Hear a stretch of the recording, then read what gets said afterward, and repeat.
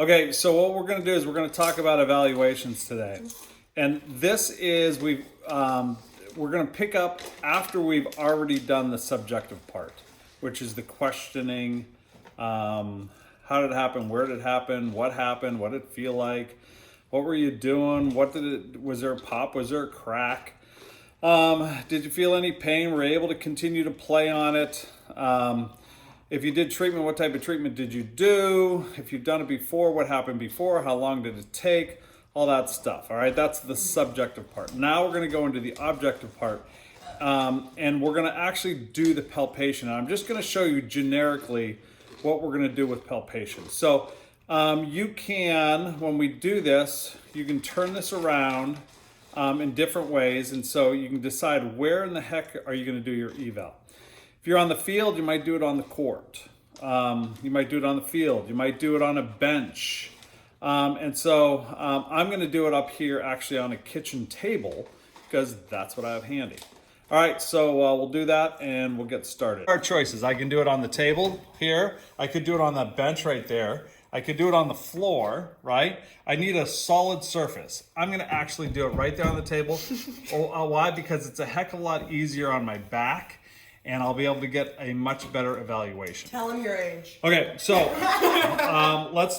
we're gonna set them up with, set our model up on the best positioning, and then we're gonna go from there. So I'm gonna have my model come to the very end over here, come to this end. Remember, we're doing an ankle evaluation, so we have to watch the head, slide back. So just the ankle is gonna be hanging over the edge of the table, all right? When am I supposed to be recording? You're going to be looking at the ankle and foot, all right? And so we're going to just do quick observation. How does the foot look? Do we have swelling over here? And remember, do we have it on the outside? Do we have it on the inside? Lateral side, medial side? Do we have it in the anterior? Do we have it posterior? Do we see any discoloration? Do we see any ecchymosis, discoloration of tissue? Do we see any inflammation? We compare this to this, right? So we're comparing to look. Is there difference? Are there differences in these foot?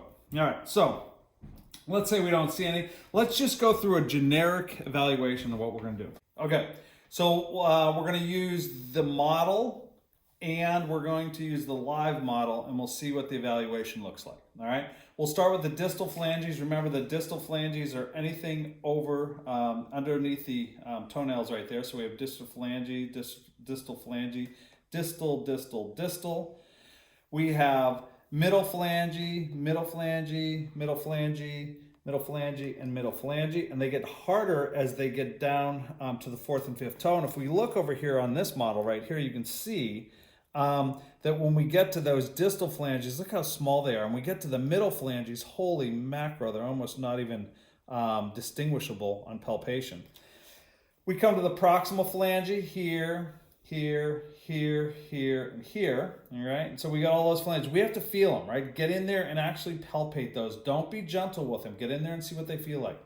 Look at the joints themselves. We have the distal interphalangeal joint, right? And notice how I'm palpating that, or how I'm moving it. I'm stabilizing the middle, and I am moving the distal phalange, all right? So you got to stabilize and move. And so you feel that all the way down, and then go to the proximal, the PIP joint. PIP joint is right here, right? Proximal interphalangeal joint. Stabilize the distal and move the middle phalange as we go down through those joints right there. And then, of course, we have the IP joint right here, okay?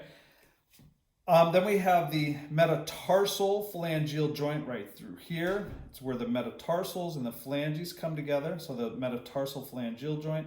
On the bottom of the foot, we call that the balls of the feet, right?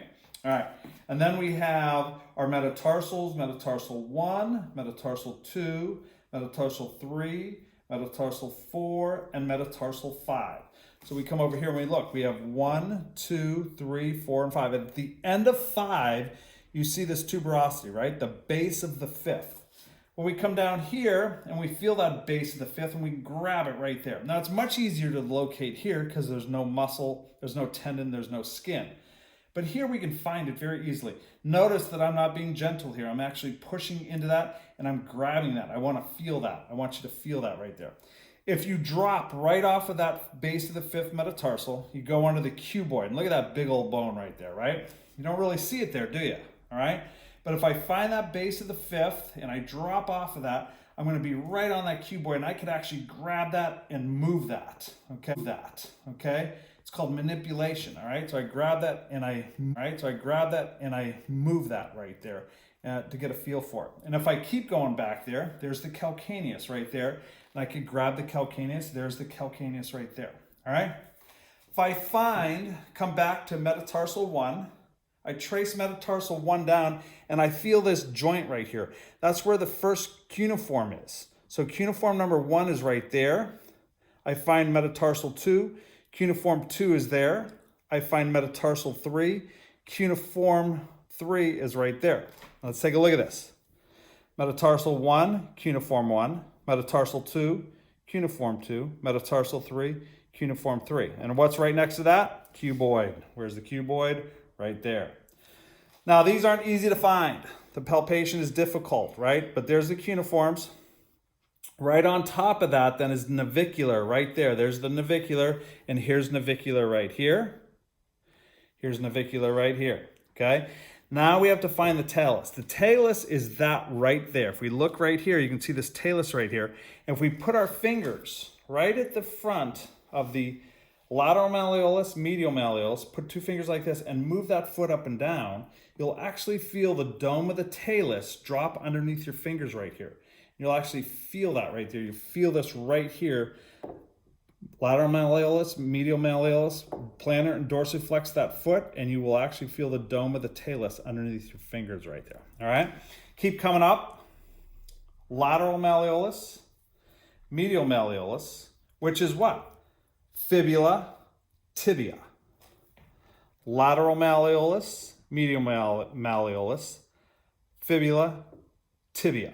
Okay, so those are important aspects right there. And basically, that's bony evaluation of the foot. Stop there. Occipital, parietal, frontal, temporal, sphenoidal, zygomatic, maxillary, mandible, clavicle, scapula, humerus, radius, oldus, carpal, metacarpal, phalanges, sternum, ribs, pelvis, femur, patella, tibia, fibia, tarsus, metatarsus, tarsus, phalanges.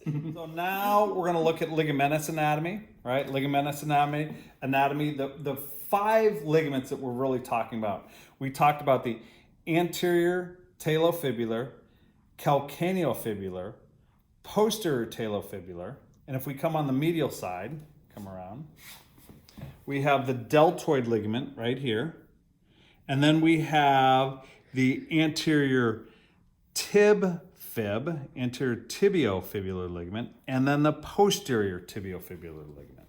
So let's take a look at those real fast. How do we find those, all right? Anterior talofib. This is the most common ligament sprain. The way it's sprained most often, plantar flexed and inverted, all right? And so it goes from the anterior talus to the fibula, the tib-fib, anterior tib-fib, right? Right in that area. Calcaneofib goes from the calcaneus to the fibula, so that calcaneus to the fibula right there. That is simply inversion, that motion right there, right? More often than not, when you sprain the ankle, you're here, and you actually end up spraining both of them, anterior talofib and calcaneofib. You have the posterior talofib way back here. Very rarely is that ligament damaged, but it's way back in that area back through here, all right? Then we have the deltoid ligament, again, which is over here. Very easy to palpate. It just comes off that medial malleolus right there, and it kind of comes through this area right through here. You can feel it right in that area right there, and that's with an eversion ankle sprain. So we're here and here when that happens, all right? It's a strong ligament, a very large ligament. When that one gets damaged, that's usually a pretty significant injury. And then this ligament up here, the anterior tibiofibular ligament, going from the tibia to the fibula, kind of in that area right like that, that is what we call a high ankle sprain.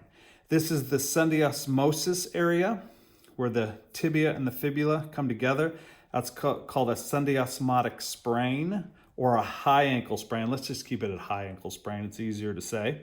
That is a very long-term injury also. So we usually get it into a plantar flexed position, a dorsiflex position, along with a twist associated with that. And it gets in there and actually tears that anterior talofib ligament. Could tear the posterior talofib ligament also up here. By the way, the reason we call it a high ankle ligament, most of your swelling takes place on a normal ankle sprain the swelling will take place from here, distal or inferior. A high ankle sprain, you get the swelling up in this area right here, and that's why we call it a high ankle sprain. Somebody has a high ankle sprain, they're usually out for a very long period of time. So palpation purposes, anterior talofib, calcaneofib, posterior talofib, deltoid ligament, anterior tib fib, posterior tib fib. So now we're going to talk about muscular anatomy around the ankle. And remember, we have 4 compartments of the lower leg. We have the anterior compartment, we have the lateral compartment, and we have the superficial posterior compartment, and underneath the superficial posterior compartment is the deep posterior compartment. All right, so the anterior compartment is comprised of the anterior tibialis, or tibialis anterior. It runs right down the anterior aspect of the tibia and kind of runs right over top of it and underneath the foot this direction. All right. Then we also have the extensor hallucis longus, hallucis being great toe, extends the great toe, and we have the extensor digitorum longus. And those 3 muscles basically bring the foot up. And if we actually have her bring the foot up and resist, hold that up there, don't let me pull, you can see those tendons pop out right there. Those are the tendons of the extensor digitorum longus. And if I hold the big toe, you can see that tendon pop out right there. That's the extensor hallucis longus, all right? And if I have her come down and come in this direction, pull in there, right there, you can see the anterior tibialis come right across through here and right into that area right there. Okay, so that's the anterior compartment. The lateral compartment is this right out here. It's comprised of 2 muscles, all right? The peroneus longus and the peroneus brevis, right? They both start on the lateral aspect. By the way, also known and probably easier known as fibularis longus and fibularis brevis. Same muscles, different names. Fibularis because it comes down the fibula, all right? The fibularis longus comes behind the lateral malleolus underneath the foot and attaches to the posterior aspect, or the plantar aspect of the foot. I'm not really worried about the insertion point, just know kind of the generality of where it goes. The peroneus or the fibularis brevis also goes behind the lateral malleolus. It attaches to the base of the fifth. All right, so it's kind of an easy one to pick out. Pull your foot to the outside, right there. You can see that tendon pop right there. That is the fibularis brevis as it attaches to the base of the fifth metatarsal. All right, so we have the anterior compartment, we have lateral compartment, we have superficial posterior compartment. I'm going to have the model roll over, and we're right here. The superficial posterior compartment is comprised of the gastrocnemius. Underneath the gastroc is the soleus. They both combine and make the Achilles tendon. All right, so there's the Achilles tendon right there. And you can see what the Achilles tendon does. Push against my hand. Push, good. Achilles tendon plantar flexes the foot, all right? So there's that nice tendon right there. So that is the superficial posterior compartment. The deep posterior compartment is if we were to take all of that off, all right? We would have the tibialis posterior on here, all right?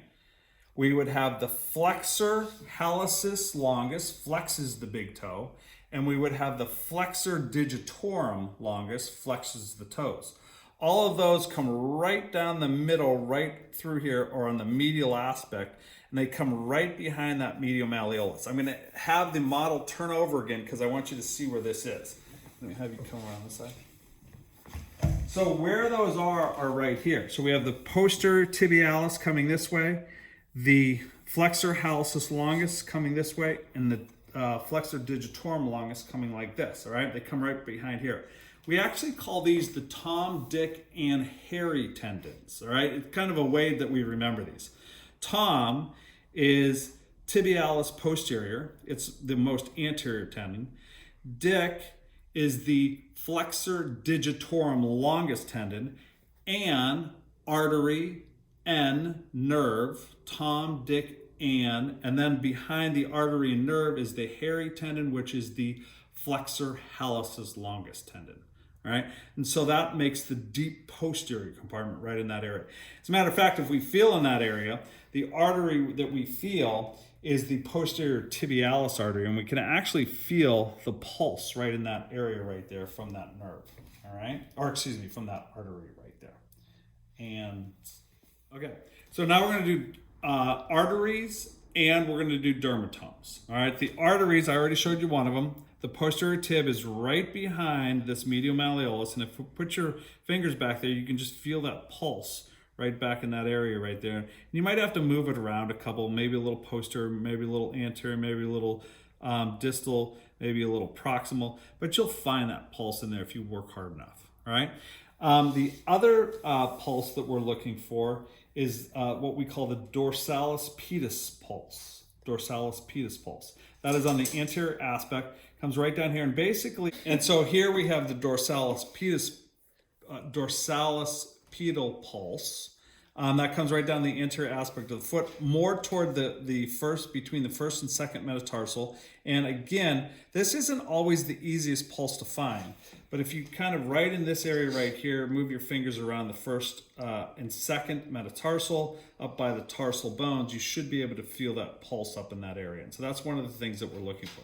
By the way, the other thing that we often look for is we call capillary refill, is we just squeeze the toe and we release. And you see how it's white to begin with, and when we release it, it turns red. That means the capillaries are filling back up. If the capillaries fill back up, we're in good shape.